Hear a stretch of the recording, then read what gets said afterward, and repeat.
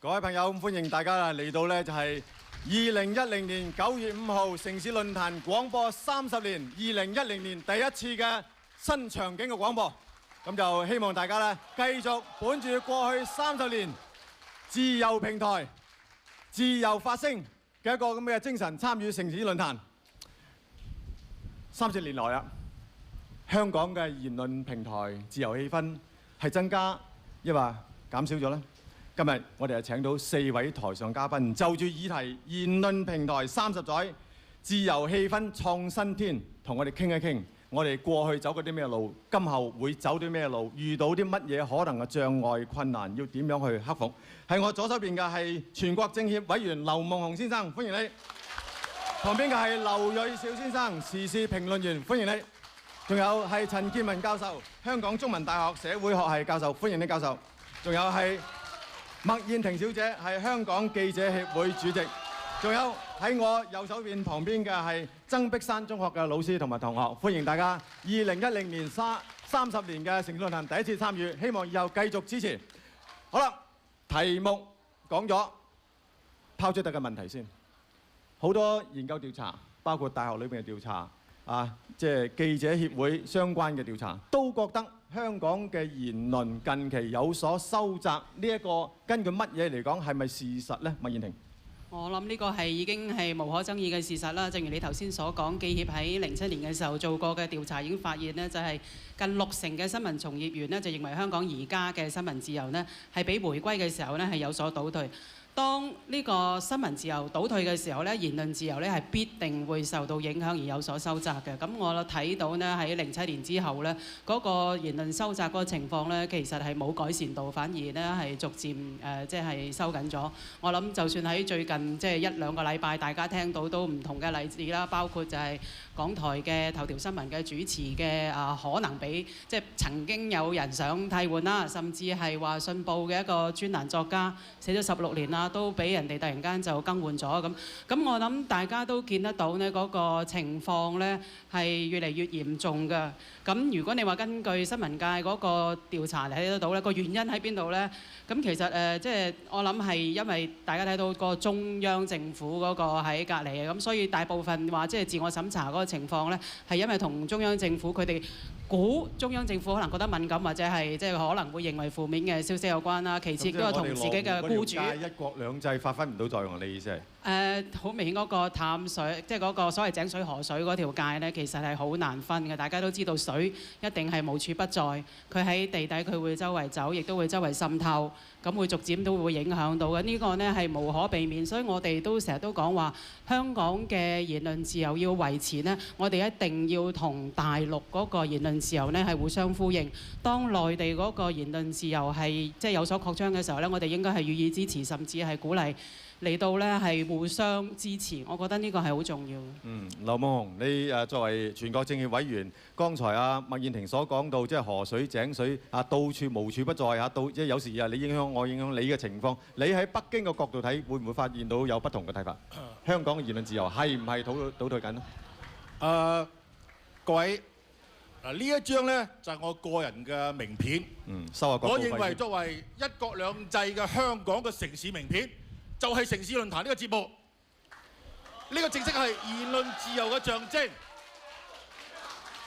頭呢個麥小姐所講嘅話，97回歸之後到而家呢，香港嘅言論自由係收窄咗。我唔同意呢種講法，因為事實勝於雄辯。比如就喺大半年以嚟，5區公投、全民起義、解放香港呢啲口號呢，都可以呢係見報，係嘛？可以呢就出鏡頭。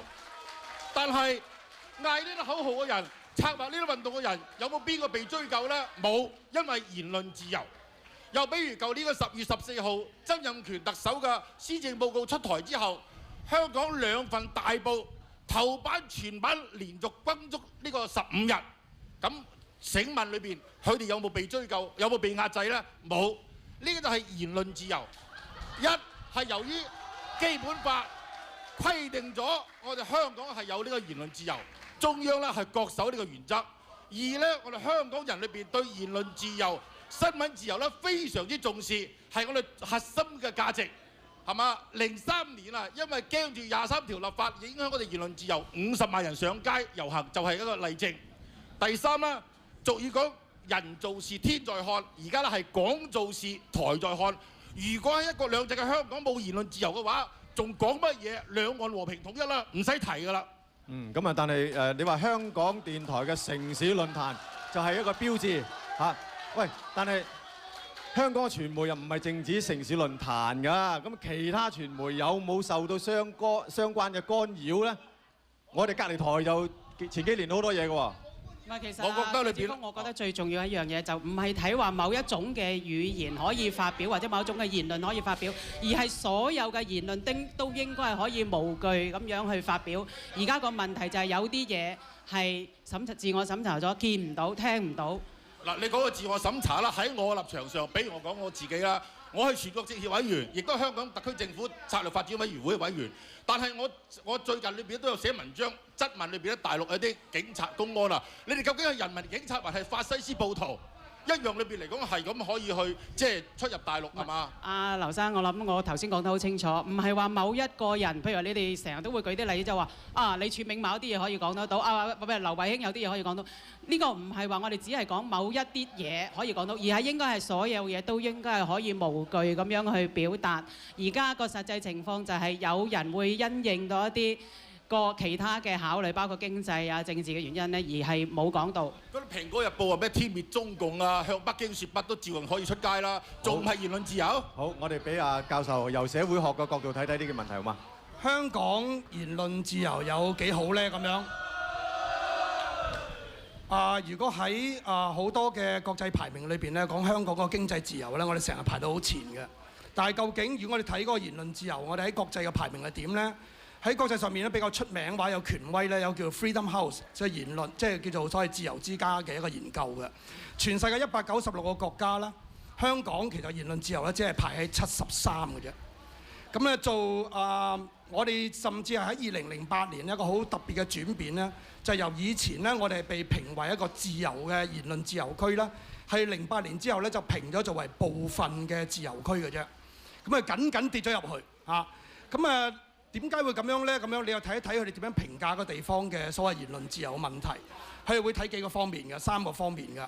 法律上邊咧有冇充分嘅憲法啊，或者法律嘅保障啦，係俾當地有言論自由。包括咗就話政府有冇制定一啲法律呢，係令到資訊咧喺好容易咁樣流通出去㗎。咁呢啲我哋需要檢討，譬如話我哋嘅檔案法等等咧，其實好唔完整啊。第二方面就係政治上邊嚟講嘅，即係話咧，其實係發表言論嘅話，會唔會受到政治威嚇？佢亦都包括埋所謂自我審查嘅問題㗎。咁呢啲地方裏邊包括咗，就可能係因為怕得罪人而令到自己收緊咧，都係可以係被視為負面嘅評價嚟㗎。